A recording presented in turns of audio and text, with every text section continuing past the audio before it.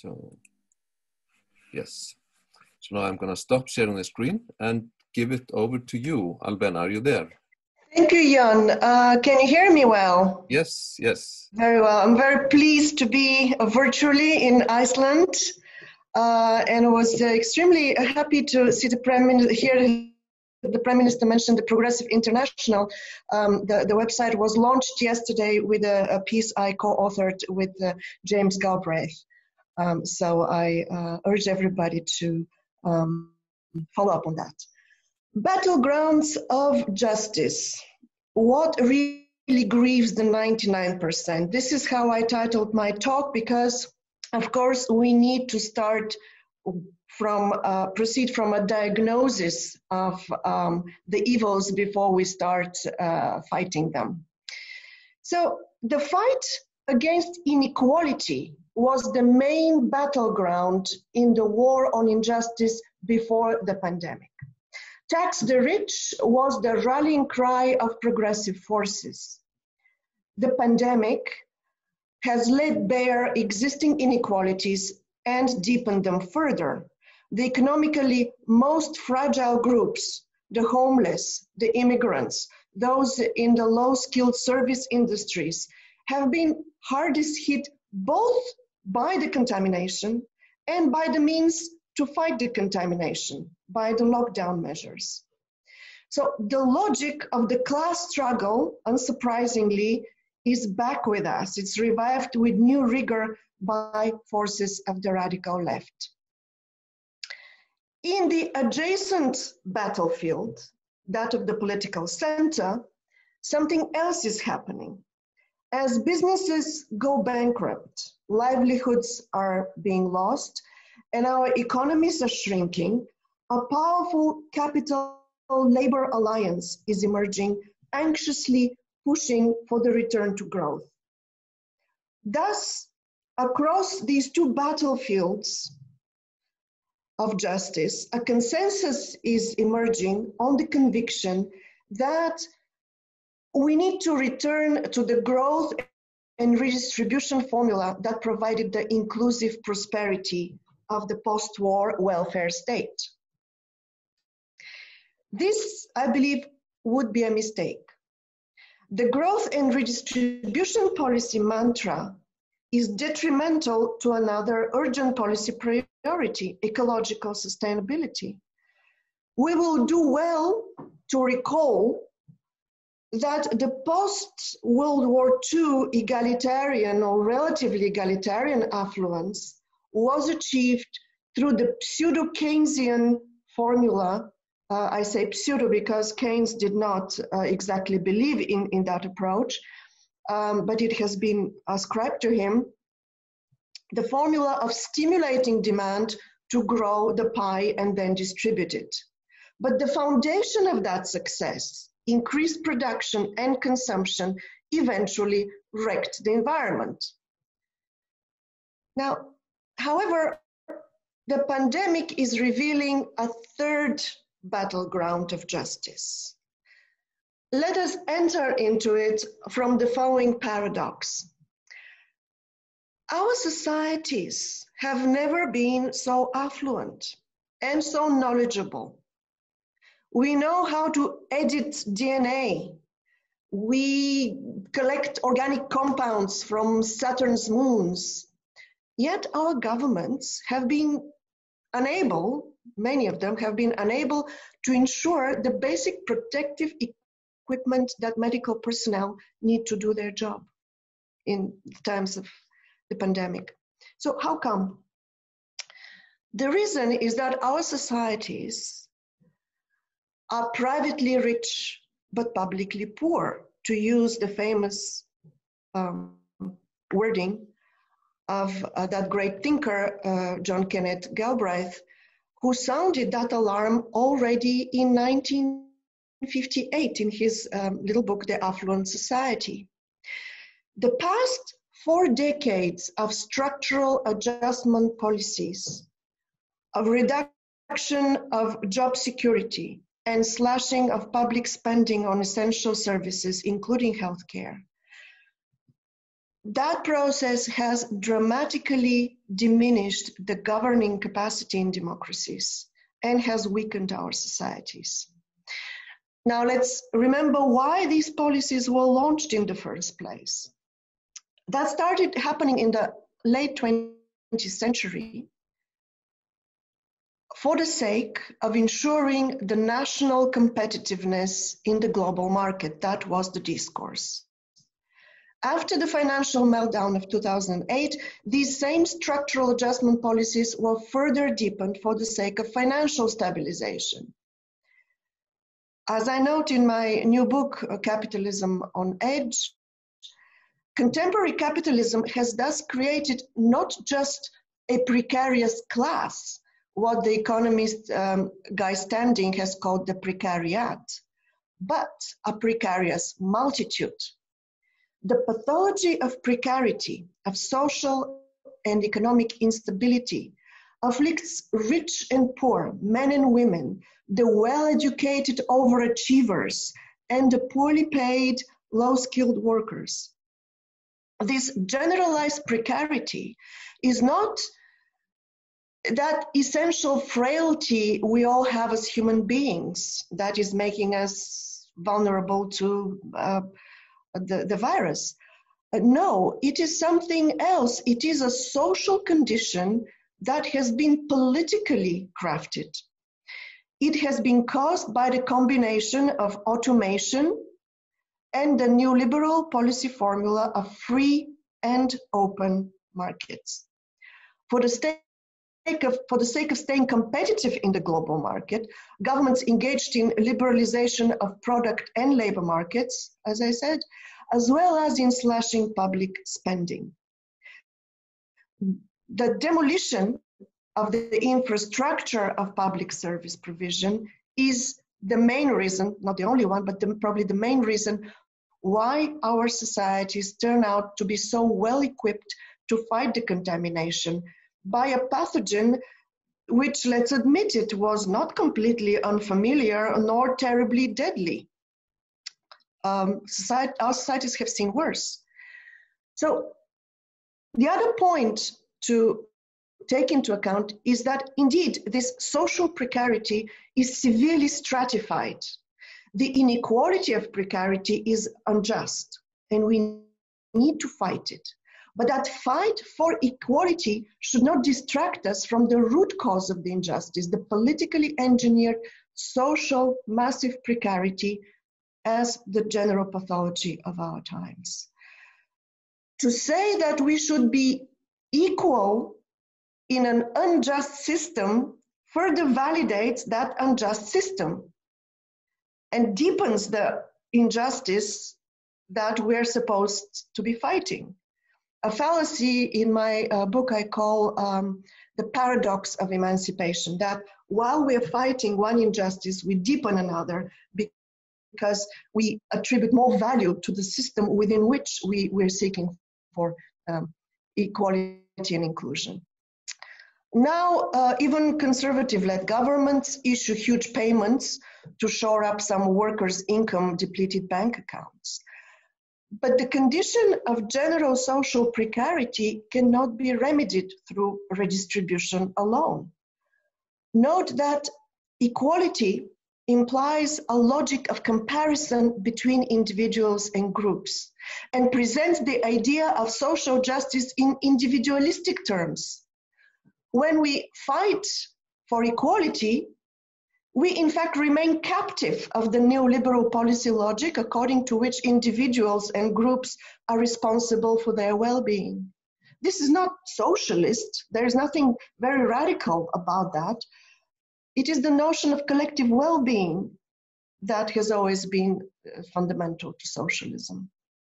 A privately wealthy society, even if not too unequal, can still be precarious if essential public services are missing or deficient of funds. So this diagnosis of the problem points to a way out. We need to place at the heart of our social justice agenda not the ideals of shared affluence, but the goal of fighting precarity. Only in this way we can reconcile the social justice agenda and the green justice agenda, which are otherwise incompatible if the social justice agenda is built on the idea of growth and redistribution. So we need to aspire to social stability and environmental security at the same time, and the two are overlapping on the point of fighting precarity. Anti-precarity politics can be achieved by building what I call a political economy of trust, which makes the satisfaction of human needs rather than the pursuit of profit our social priority. This starts from building a different kind of globalization and different type of European integration committed to high environmental and labor standards, because this would reduce the competitive pressures which are causing the social destabilization. Not exclusively, but a lot of the pressures come from the type of globalization we have currently. This means also making long-term investments in essential social services, but also disconnecting personal revenue from profit-generating activity. So we need to think in that direction. And I hope that the rest of this conference will clarify the way forward. This is from me. Thank you. Thank you, Albena. Bakar, you're there, I see. So I'll ask you to be first, please.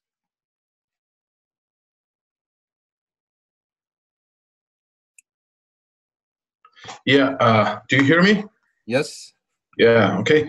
Thank you, Albena, for very interesting overview you gave about like the challenges or the fate of the global neoliberal capitalism today. I was just thinking that it's just all about crisis of politics. Yes, it's about the historic catastrophe of a state to seek for the public interest, to be a protector of the public interest. Yes, and this is a cultural and political consequence of the global neoliberal order. Yes, like to manipulate with this concept of freedom. And by using this method, by using this principle to exclude and to marginalize the notion and the concept of public interest, yes. And the point is that this process, this dominant process of the like cynical perception of the state, like degrading the idea of the state as a protector of public interest, is dominated by dominant politicians and intellectuals and the businessmen who in a repetitive manner imitate each other, yes? And they remind me like a hero of Anton Chekhov's great story, The Man in the Case. It's a Belikov school teacher who is like hijacked of paranoias, of certain fears. He's kind of isolated from his town, but he still influences everybody, and he wants other people to think like him. So the neoliberal elites, on the one hand, they are distanced with people, but on the other hand, they always try to influence others and to think that there is no other order than the liberal capitalistic order. Yes, and in this way, it also disturbs, and it also in this way we also see the decline of the welfare state. Yes, and we see the decline of welfare state because we live in a completely different historical era or completely different historical order. And what I'm trying to say is that in post-World War European welfare state, I believe, was not the advent of the reformed capitalism. It wasn't a result of reformed capitalism, but rather it was a result of the powerful social mobilization of trade unions and labor movements, and then it was because of the catastrophes of the capitalists, which finally ended up with Second World War. And what is very important, the successful formation of the welfare state model after the Second World War in Europe was thanks to the Soviet Union, because the European capitalists were afraid of Soviet communist expansion. Yes, and they had to think something, and they had to keep the order in the other way. And so they were kind of forced to think in a different way and to decline certain ideals of the classical neoliberalism. So what I'm trying to say is that even when it comes about struggle for social justice, and if we take a look to the historical phase, from the historical perspective, it always happened not because of not because of the commitment of certain labor movements, but because the political elites were afraid of other big power, and that was the communist power, the Soviet Union. But today, there is no any powerful communist power who may influence this process in Europe, yes? And who may force like politicians to think in a different way. And so in the end, I just wanted to ask you, what would you say about it? Do you believe that it is to organize a powerful social mobilization, even for example, a precariat class, in order to bring a different Europe or a different world, in order to form a different social reality, even though, again, there is no a concrete ideological global project like it was Soviet Union, who may influence the liberal political class of Europe, and not only in Europe? Thank you very much. Well, Bakar, thank you for that question. In fact, the main message of my book is that we can mobilize a very broad anti-capitalist coalition without reliance on the beautiful socialist utopia, because in my mind it was not so beautiful. It also destroyed the environment. Real socialism was very bad for also human beings and the environment. So we should be able to mobilize this anti-capitalist coalition without reliance on utopia, on crisis, although crisis helps, but also crisis makes people, triggers conservative instincts. So it is unfortunate. I think the left is short-sighted in its trust that crisis can radicalize people towards progressive ideals. Actually, it makes people encrust them and to cling to the familiar, to the old. That is why we have seen so many people vote for to the right, the far right and the center right, in the context of the economic crisis of the past decade, after the financial meltdown. So we should not be relying on crisis. We cannot rely on revolution, and we cannot be relying on the utopias, at least not the available ones, which have not been able to really show the road ahead. But I believe that at least before the pandemic, we had come to a point in the development of what I described as precarity capitalism, that exactly because the destabilization of the life world also afflicts the winners in the distribution of gains from capitalism, that the winning comes at a very high price. Mental health disorders, lots of stress, a lifestyle that many people in fact do not embrace because they're socialized to like a different kind of life. So that a very broad coalition has been growing, including the rich and the people with the envious jobs. So this is where my hopes are. I see. Thank you. I also hope so that this will work in the end. Great. Thank you. We still have we still are in good time. So we were planning to use a function here called raise your hand, where you should be able to give a sign that you want to ask a question or make a comment, but not everyone perhaps sees that. So so let's just do it the old-fashioned way. Does anyone want to ask the next question to Albena? If there is a chat function, maybe people can write their question. Yes. Well, we are not seeing anyone asking for the word, but. So maybe I can just continue with something that I didn't have time to say. It seems to me that before, if that's okay. Sure. Yeah. Okay. There actually one. Lisa has a question. There is a question. So Lisa, please. I know, but make your point first, and then I can ask afterwards. Okay, good. No, I think that questions. After you. Okay. Well, hi Albena, hi everyone, and thanks for this. So I wanted to ask you to say a bit more about the kind of institutions you are imagining that would. Can you hear me? Yes. No. Yeah. Okay. Albena looked like she couldn't. Can you hear me now? Now I can hear you. Yeah. Okay. Maybe you could say a bit more about the institutions against precarity that are imagining. And if I wanted to provoke you here and play a little bit devil's advocate, I would say, well, we need social insurance and a very old-fashioned sense of those who are lucky insuring everyone, and sort of because we all don't know how we will be affected, we need to go back to that kind of solidarity that gets expressed in very old-fashioned instruments of social insurance. But the problem I see there is that so far social insurance mechanisms have been national. And you sound like you want something that is much more global. And I wanted to ask you to expand a bit on what you're imagining there. Great. Thank you for that question. Indeed, I think that this kind of stabilization should come in, particularly in our times when automation is destroying more jobs than it's creating, and we cannot only rely on solid, good employment. We need to be seeking voluntary employment flexibility.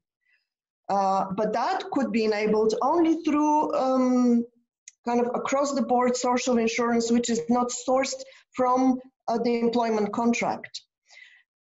So that would mean that can be solved through European social insurance. That is even not so much citizenship, but denizenship based. Now, everybody who lives in Europe, in the EU, for instance, could be entitled to such social insurance. Curiously enough, we are seeing this kind of, I'm very surprised, this shift emerging. Before the pandemic already, the European Commission had launched the European Green Deal. Much as it is criticized, it is a big step in the right direction. But during the pandemic, the European Commission launched a reinsurance scheme actually funded through Eurobonds. So that is, this is, in my mind, this is a policy shift exactly in the direction that we need. A trans-European social safety net mandated by the European central decisional bodies. Over to you. Thank you. You want to follow up on that, Lisa? Well, probably not. Okay, good. So, Albena, you want to make the point that you... Actually, this is, I did make the point. It seems to me that we're very close to a policy shift. Now, the danger is that because the budgets would be so much burdened with debt, that there wouldn't be a courage to continue in that direction. So that's, for me, it's the point of fragility, that whenever we have already seen the capacity of governments to prioritize social interests over short-term economic gains, the capacity, even the decisional capacity of the European Commission is there, the infrastructure is there, only the political will and the political guts we need to continue in that direction. I hope the governments are not scared by the depleted budgets. Okay.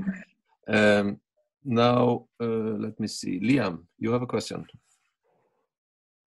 Hello, Albena. It was a very interesting talk. I really liked the ideas, and the Progressive International sounds like a great idea. I come from the UK, and it feels like the public there has really internalized the neoliberal logic from the government and from the media. So I'm wondering, how can we build a consensus for the ideas you're talking about in that sort of environment, where if you present ideas like this, people will say it's not possible, we can't afford it, it's too radical, and you can never get anywhere with that discussion, I find, when I try and have it. At least outside of academia, when I try and have that conversation. Well, look, every idea is only as strong as the social forces behind it.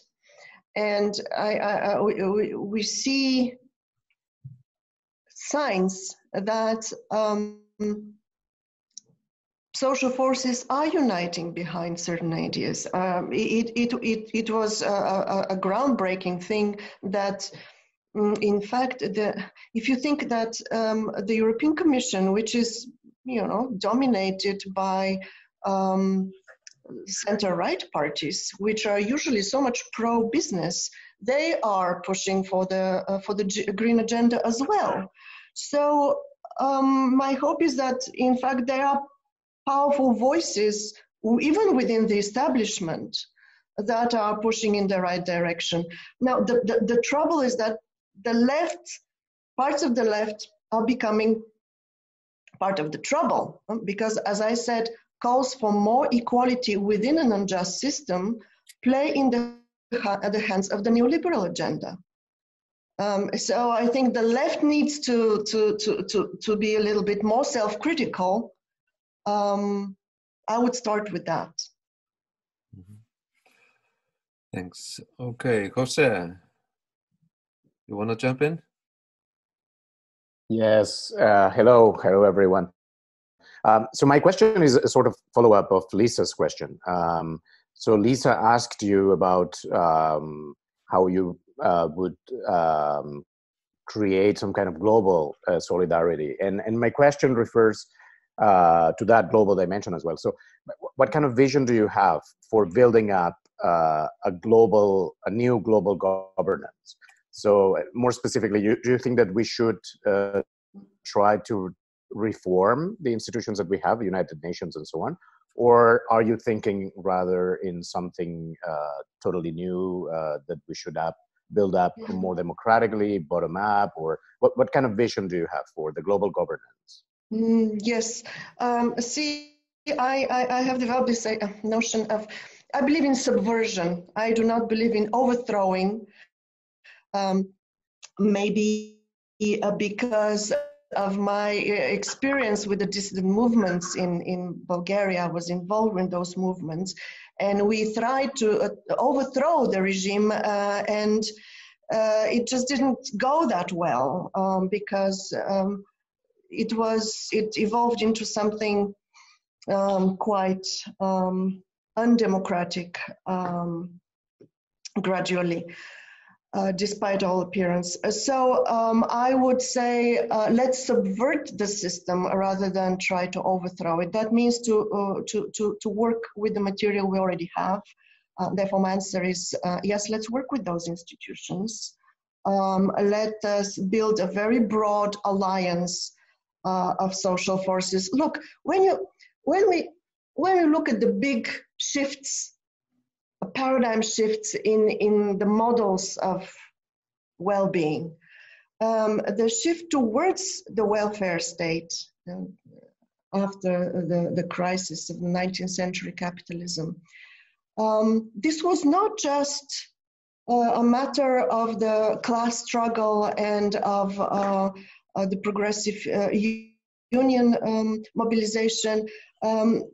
If you read Karl Polanyi, he reminds us that a very broad coalition of forces united to push for the welfare state. The left, the right, even the Catholic Church. So the next iteration of this big shift was towards, the neoliberal 80s. There was this, what Nancy Fraser has brilliantly described as progressive neoliberalism. It's not that there was so progressive, but that the center left accepted the free market agenda of the right, and the right accepted the progressive politics agenda of the left for, cultural diversity, gender equality, some environmental commitments. So there is this cross-ideological joining of forces at every time that a big shift occurred. So I'm saying, let's build alliances against, the most nefarious working of capitalism, and use the existing institutions. This would be my advice. Okay, thanks. Now I don't see that there's anyone wanting to ask a question right now, so maybe I'll jump in with one myself. I was just wondering, Bakar also mentioned this, the question about the way we evaluate the past, the way in which there was a balance between forces and the welfare society was built up during the Cold War, which may be explained to some extent because of the existence of the communist countries and so on. But you specifically mentioned one thing that was devastated at that time, and this is the environment. And that brings me to this question that I think is so intriguing when we are thinking about, I think I'm continuing sort of with the idea that you're talking about basing something new and progressive on the existing institutions rather than fighting for the overthrow. So the question is, isn't it? I would be worried about any kind of. There seem to be multiple issues that we're dealing with. Injustice is just one of them. There are other issues as well. So when I listen to the progressive agenda, which places so much emphasis on capitalism and seems to be anti-capitalistic, although it might not be in the end, it also seems to be oriented against the free market, although in the end it will say, well, we also need the free market. Still, I start to think, isn't it? Shouldn't we think about the issues as multiple challenges, where injustice and precarity is certainly big, but only one of many different issues, rather than the big issue? Look, for me, institutions are kind of structural levers, to enable certain kind of action. We need to be clear what kind of action we want. If we identify that, as I do in my book, that the real enemy is, well, the source of at least in the current context, is the intensification of the competitive production of profit. So we need to just construct institutions, if they're missing, that enable us to fight the competitive production of profit. There's the left tends to center on collective ownership, the classical formula of collective ownership of the means of production. But think about it, workers can own the factories, and they can own stocks, as it is now very much proposed in the companies where they work, and still they can be trapped in that global competition for profits. The state can be owning the economy and still can be pursuing the competitive production of profit with all the negative impact on individuals and nature. So yeah, I'm saying let's stay focused on what we have identified as the cause of the problem. And if we need new institutions, build them. If the institutions are already there, use them. Yeah. Okay. Right. So we still have a few minutes, but I am inclined, because as a host, I'm always worried about time, maybe to start the transition to our next speaker,